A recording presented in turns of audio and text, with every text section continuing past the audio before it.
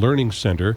And here to talk a little bit about its 20th anniversary is the director of that museum, Jean Cavender. Hi, Jean. How are you? Hi, how are you? Good. And also here today is Vera Emmons, who is a second-generation Holocaust survivor, who is a volunteer at the museum. Hi, Vera. Thanks for coming in. Thanks for having me. Let's start a little bit with the history of the Holocaust Museum in St. Louis.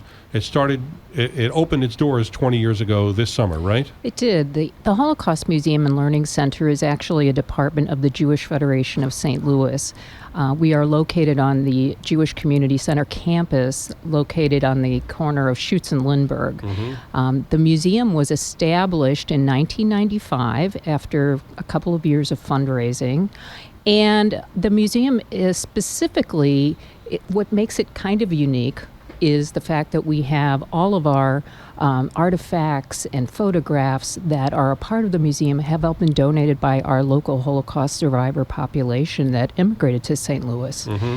So they are really the backbone of how this museum was actually built. They did a lot of the fundraising. There were 3 people. There was a Holocaust survivor by the name of Leo Wolf, 2 Jewish community members, Tom Green and Bill Kahn, who were very, very active in doing the fundraising, and then all the Holocaust survivors gave us their testimonies and lent their stories to create the ambiance that we have with the museum. And it's those first-person stories that really bring the experience of those who were victims of the Holocaust really to the fore, right? Absolutely, and that's been a big part of what we've been able to do for people in the community.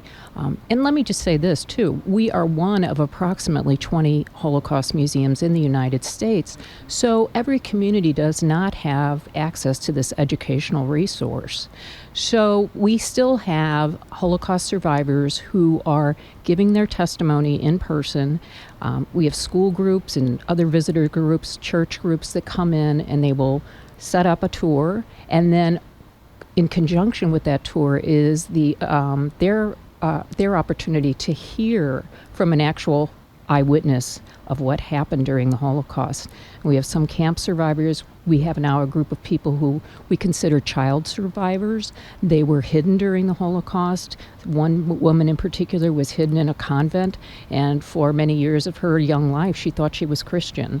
And she lost a lot of members of her immediate family, and in fact she lost like 90 members of her family. She is probably the only known survivor of her family. Now, Vera, let's get to your story, because your family... My mother was a Holocaust survivor. Yeah. If she hadn't survived, you wouldn't be here, but Correct. The rest of her family died? Yes, the rest of her family, her immediate family, was killed, and also a foster family with whom she lived for several years. Wow. Would you mind sharing some of that story with us? Well, my mother was born in Berlin in 1927, so she was 5 when Hitler came to power in 1933. My grandparents tried to get out of Germany, but that was very difficult. They were not able.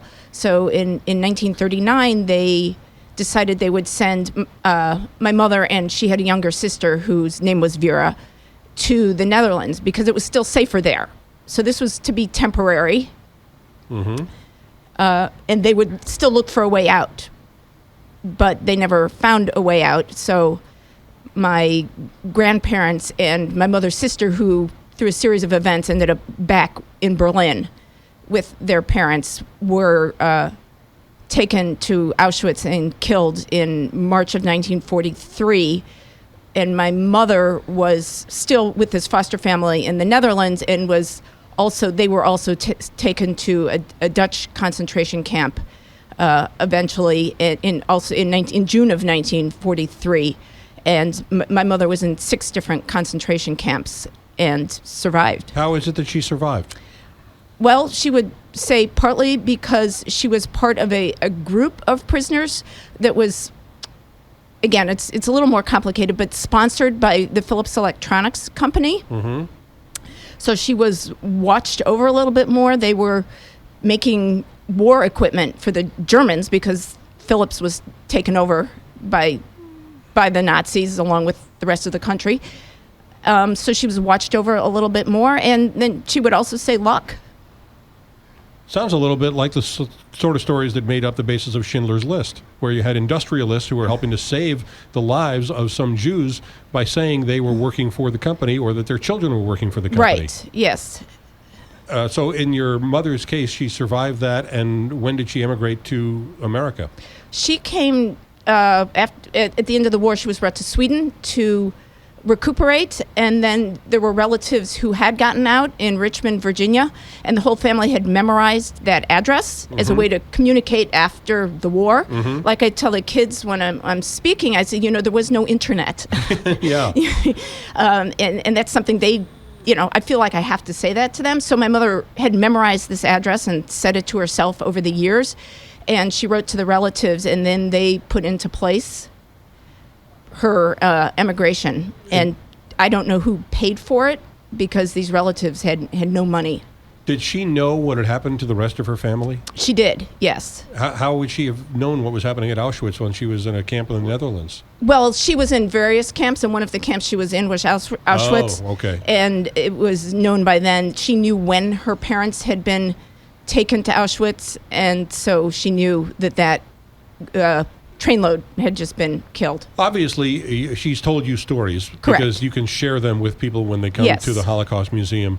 How hard was that for her when you were a little girl to tell you about her own horrible experiences as a little girl? It's hard for me to remember.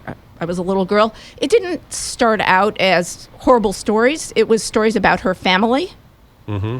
So I think it must have been age appropriate.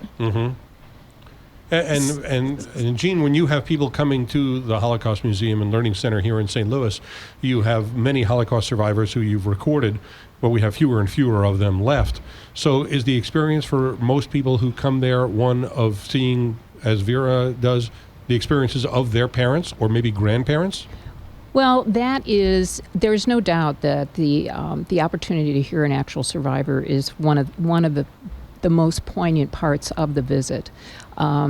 But as you've said, while we are still lucky enough to have Holocaust survivors who are still speaking for us, many people are passing on. However, what Vera has done, which has incorporated her mother's testimony into a PowerPoint presentation, where Vera can basically lay out the scenario of what her mother is talking about, and then the people in the audience can actually then hear Vera's mother's testimony. So those are things that we are considering in terms of people wanting to carry on their parents' legacy like Vera's doing, and putting together videos. So while we know it's not the optimum experience of being able to have a question and answer period with a Holocaust survivor, you do get a sense of the seriousness and the magnitude of the event for that individual. And what's most important, I think, is to really boil it down to that individual experience, because trying to think about 6 million people or 10 million people being murdered during the Holocaust is just something that is mind-boggling. But when you boil it down to those individual stories, those individual experiences, it really, I think, gives it an emotional appeal that you can't get when you just read about it in a textbook at school. But, having that experience and having that individual story really boils it down for people. Absolutely. Even more mind-boggling is that there are idiots here in this country and worldwide who deny that it ever happened. And here you are a survivor who heard the stories firsthand, who can pass them on to other people. When you encounter people at the museum, are they shocked by the stories of what happened to your family? I think so. It's interesting because sometimes it's mostly young people, so for them a lot of this is new. Sometimes it's older people who lived through it and have memories of the war, and they have a little bit of a different experience. I think also in my case, because I'm not the survivor, it makes it different. There's one of the things I've noticed is a lot of the young people want to come up and touch the survivors. It's very physical for them. Can I hug you? Will you take a picture with me? And I can't get that. Right, obviously. I have a different. I can do a lot, and they can see my mother, and I can talk about my mother and her reactions, but it's a different experience to not have that person in the room. You were just talking about the fact that there are people, Holocaust deniers, that are in this country, in this world. And, our museum is a perfect example. I mean, a lot of the photographs that we have in there were taken by the Nazi regime. They were taken because for, historic purposes. So it's actually been recorded. An interesting story I'll share with you is that one of our docents was taking a group of children through the museum, and it's a very emotional experience at times.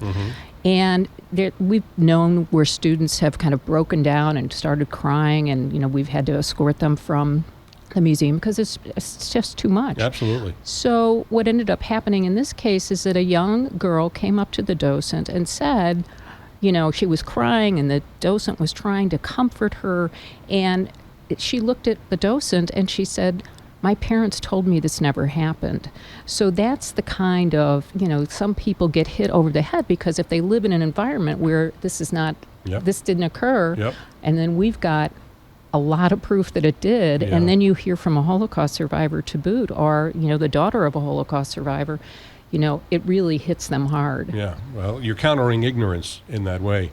And I will tell you, I lived in Washington, D.C. for a long time, and I remember when the National Holocaust Museum there opened, I couldn't go for a couple of years.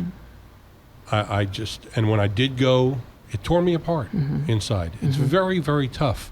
Is it tough for you to tell these stories? You've told them so many times it must have gotten easier, but at the beginning it must have been very, very emotional for you. Yeah, it was hard at first. We have, like Jean mentioned, I've incorporated this video of testimony. So I have 9 clips, but it comes from a 3-hour interview. It was my mother did an interview with this through the Spielberg Shoah Foundation. Yep. So, I didn't listen to that. I had never listened to it. My mom passed away in 1999. So I thought, okay, if I'm going to do this, I'm going to have to listen to this thing. Wow. How was that? So that was and the interview took place in the home I grew up in. So that it was, and I listened to the whole 3 hours a couple of times trying to pick things out. But you're right. Now I'm doing it during the school year several times a week, often. So I'm pretty well used to it by now. Well, tell us about the event you have on August 20th for the Holocaust Museum and Learning Center. We are actually recognizing our 20th anniversary on that date. It's going to be at the Ritz-Carlton at 5:30 in the evening, business attire. Tickets are $150 each, and it's just going to be a really nice evening, I think, of remembering how this museum started and what we've become over the last 20 years. I mean, we offer a lot of different programs, not only just touring groups, but education programs, lectures, a film series, a lot of different things, and we do it all for free. For free? For free. St. Louis, it's a free town in that regard, and we do have some wonderful amenities. So that was the edict when we initiated the museum years ago. And, we're in the business of doing fundraising, and people certainly drop money in our contribution box when they're finished with the tour. But we are always looking for ways to make programs happen and keep it at no cost or a very, very low cost. All right. Well, the event on the 20th will have a cost, which will be good because it subsidizes the things that don't cost anything. And if you want more information, what's the website? HMLC.org. HMLC. That's Holocaust Museum and Learning Center.org. Jean Cavender is the director of the Holocaust Museum here in St. Louis, and Vera Emmons is a second-generation Holocaust survivor who does presentations there about her family's horrible experiences during the Holocaust during World War II. Thank you so much for joining me here today. Oh, thanks so much. Thank you very much. I'm Paul Harris. This is the Big 550 KTRS. This is McGraw Live on KPLR 11.2, STLtoday.com, and the Big 550 KTRS.